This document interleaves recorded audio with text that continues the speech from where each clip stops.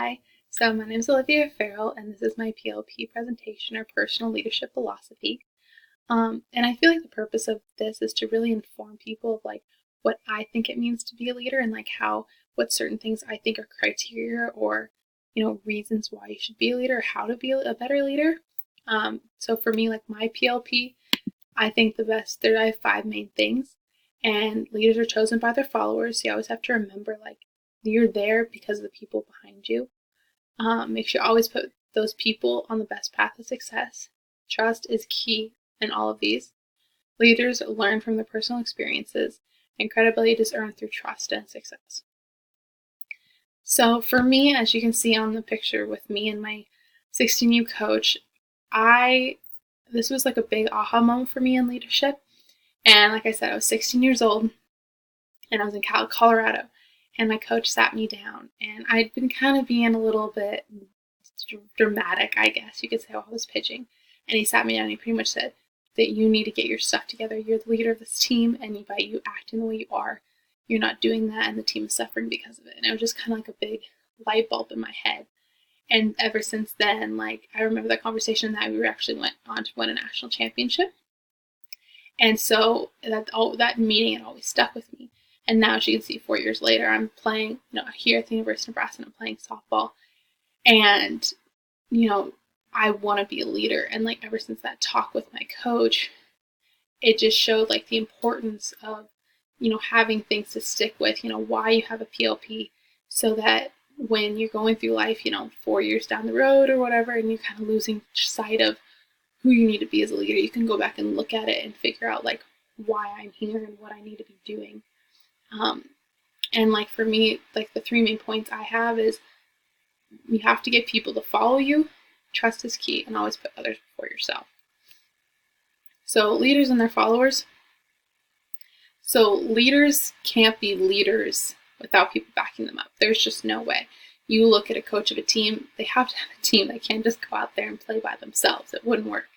So they have to have a team behind them that's going to respect them and going to play for them. The same way works with the President of the United States. Even if you might not like who President is right now, he still has a huge following. He can't rule a country if he didn't have some type of people to vote him in, or whoever is up for re-election coming up here. So it's just you have to have people that are behind you, because if not, you technically can't be a leader.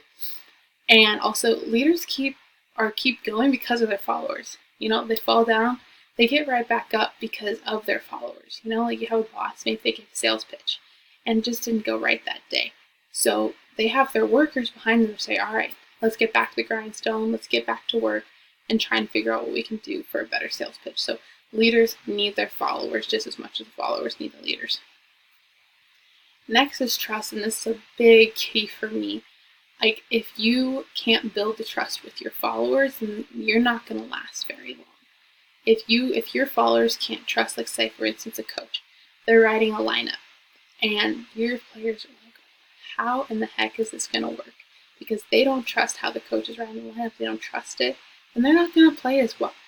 The same goes for if a boss starts talking behind coworkers' backs, then those coworkers are going to find out, and they're not going to trust to tell their boss anything, or they're going to start talking behind their boss's back. So then everything just starts crumbling down, and it's just not going to work. And also, you can keep credibility.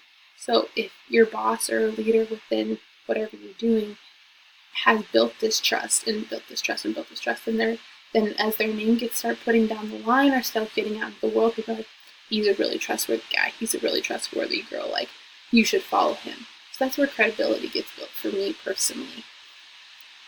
And finally, my last point, and this is actually my head coach now, this is how I got my 3rd point, and she told me that the best leaders put others over themselves. So, they push them to, go out there and set goals or set higher standards for themselves, not for personal gain, but just for helping the whole as a group, that they believe in them and that they're going to push them to succeed. So you see here, here's the hitting coach. Now, the hitting coach, sure, is he getting paid? But he's not going out there saying, all right, maybe I'll get paid a little bit more. Maybe I'll get a bonus if he gets a hit. He's going out there to help his team and helping his player succeed. So he's putting his player over himself. He's probably giving up a lot of his time and energy to help this player out. So it's just about putting yourself over that other person and just having, like I said, group goals. So for sales, maybe in a job, you want your sales team to have the best numbers they can, because it's going to help them down the road, not thinking, I wonder if maybe if they sell more, then I'm going to get a promotion. Like, the best leaders don't have that in their mind, because if they did, then it just wouldn't work out for them in the long run. So just being able to say, okay, let's have the team do great, and then usually everything kind of handles itself there. So finally, for me, I would say that followers plus trust plus others over yourself equals the best leadership you can. And the reason to remember that, that's pretty much my whole PLP right there. And if you can have this will keep you on track for the rest of your life, and this will keep me to where I want to be. I'm with these 4 girls right here. Who knows, maybe I could be coaching them in the future. I still remember, like I said, when Mike, my head coach at 16, he sat me down. I will never forget that. So I one day want to be that person for maybe one of these girls right here. But thank you so much for listening.